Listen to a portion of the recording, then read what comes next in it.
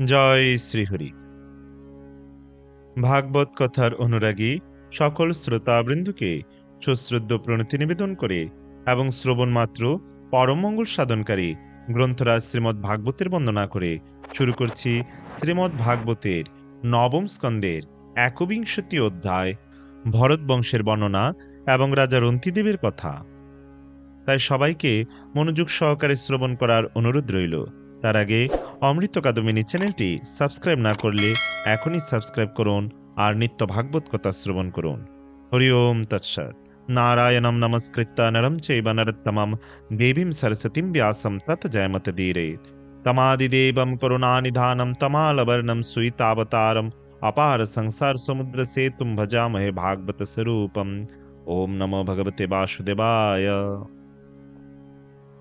শ্রীল সুখদেব গোস্বামী বললেন, মরুদ্গণ কর্তৃক প্রদত্ত হওয়ায় ভরদ্বাজের নাম হয় বিতত।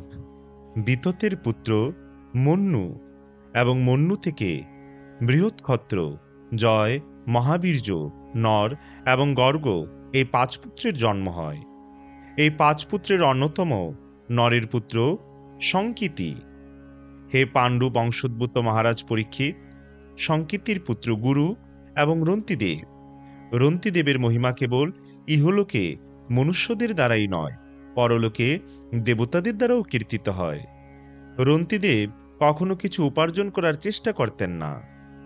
দৈবক্রমে তিনি যা প্রাপ্ত হতেন তাই কেবল তিনি গ্রহণ করতেন এবং অতিথি এলেই তিনি সবকিছুই তাদের দান করতেন। তার ফলে তাকে তার আত্মীয় স্বজনদের সঙ্গে অনেক দুঃখ কষ্ট ভোগ করতে হতো। প্রকৃতপক্ষে ক্ষুধা এবং তৃষ্ণায় তার নিজের এবং আত্মীয় স্বজনদের শরীর কম্পমান হতো। তবুও রন্তিদেব সর্বদাই অত্যন্ত সহিষ্ণু এবং ধীর ছিলেন। এক সময় ৪৮ দিন উপবাস করার পর রন্তিদেব সকালবেলা একটু জল এবং দুধ ও ঘি দিয়ে তৈরি কিছু অন্ন প্রাপ্ত হয়েছিলেন।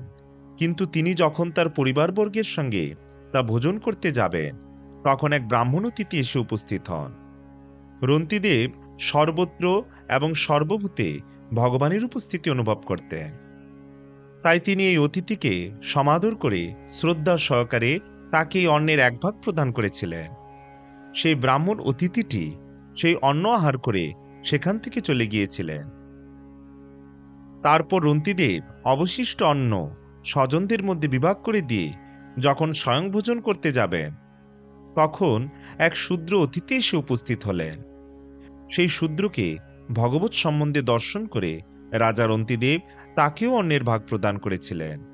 সেই শূদ্র চলে গেলে আরেকজন অতিথি কুকুর পরিবেষ্টিত হয়ে সেখানে এসে বলেছিলেন, হে রাজন, আমি এবং আমার এই কুকুরগুলি ক্ষুধায় অত্যন্ত কাতর, দয়া করে আমাদের কিছু আহার্য প্রদান করুন। রাজা রন্তিদেব পরম আদরে অবশিষ্ট অন্ন কুকুর এবং কুকুরের স্বামী অতিথিকে বহু সম্মান সহকারে প্রদান করেছিলেন এবং তাদের নমস্কার করেছিলেন। তারপর কেবল পানীয় জল অবশিষ্ট ছিল, তাও কেবলমাত্র একজনের তৃপ্তি সাধনের জন্য যথেষ্ট ছিল। কিন্তু রাজা যখন সেই জল পান করতে যাবেন, তখন এক চণ্ডাল সেখানে উপস্থিত হয়ে বলেছিলেন, হে রাজন, যদিও আমি অত্যন্ত নিচুকুল উদ্ভূত, দয়া করে আমাকে কিছু পানীয় জল দান করুন। সেই পরিশ্রান্ত চণ্ডালের দৈন্যযুক্ত বাক্য শ্রবণ করে মহারাজ রন্তিদেব অত্যন্ত দুঃখিত হয়েছিলেন এবং অমৃতের মতো মধুর এই কথাগুলি বলেছিলেন, আমি ভগবানের কাছে অষ্ট যোগসিদ্ধি কামনা করি না এবং জন্ম মৃত্যুর বন্ধন থেকে মুক্তিও কামনা করি না। আমি যেন কেবল সমস্ত জীবের সঙ্গে থেকে তাদের সমস্ত দুঃখভোগ করতে পারি, যাতে তারা তাদের দুঃখ দুর্দশা থেকে মুক্ত হতে পারে। জীবন ধারণিচ্ছু এই দীন ও চণ্ডালীর জীবন রক্ষার জন্য জলদানের দ্বারা আমার ক্ষুধা, তৃষ্ণা, ক্লান্তি, দেহের কম্পন, বিষাদ, দুঃখ, শোক, মোহ সবকিছুই নিবৃত্ত হয়েছে। এই বলে জল পিপাসায় অত্যন্ত ম্রিয়মাণ হওয়া সত্ত্বেও রাজা রন্তিদেব তার জল সেই চণ্ডালকে দান করেছিলেন, কারণ তিনি ছিলেন স্বভাবতই অত্যন্ত কৃপালু এবং ধীর। ফলাকাঙ্ক্ষী ব্যক্তিদের বাসনা অনুসারে ফল প্রদানে সক্ষম ব্রহ্মা, শিব আদি দেবতাগণ তখন রন্তিদেবের সম্মুখে তাদের স্বরূপ প্রদর্শন করেছিলেন, কারণ তারাই ব্রাহ্মণ, শূদ্র, চণ্ডাল ইত্যাদি রূপে তার কাছে এসেছিলেন। দেবতাদের কাছ থেকে কোনো প্রকার জড়জাগতিক লাভ প্রাপ্তির আকাঙ্ক্ষা রাজার অন্তিদেবীর ছিল না।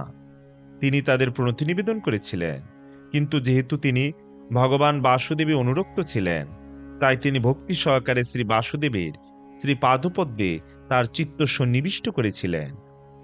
হে মহারাজ পরীক্ষিত, রাজার অন্তিদেব যেহেতু ভগবত ভাবনায় নিষ্কাম শুদ্ধভক্ত ছিলেন, তাই ভগবানের মায়া তার কাছে নিজেকে প্রকট করতে পারেননি। পক্ষান্তরে তার কাছে মায়া একটি স্বপ্নের মতো প্রতিভাত হতো। যারা মহারাজ রন্তিদেবের আদর্শ অনুসরণ করেছিলেন, তারা তার কৃপার প্রভাবে নারায়ণপরায়ণ শুদ্ধভক্ত হয়েছিলেন।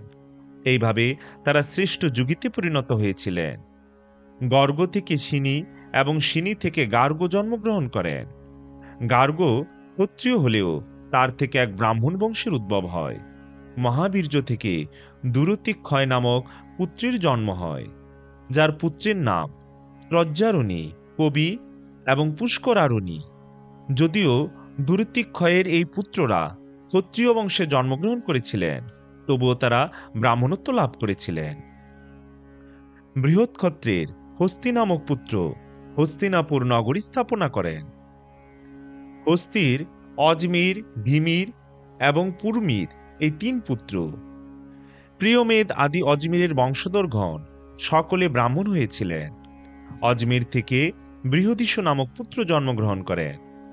বৃহদীশুর পুত্র বৃহদন্যু। বৃহদনু থেকে বৃহৎকায় জন্মগ্রহণ করেন।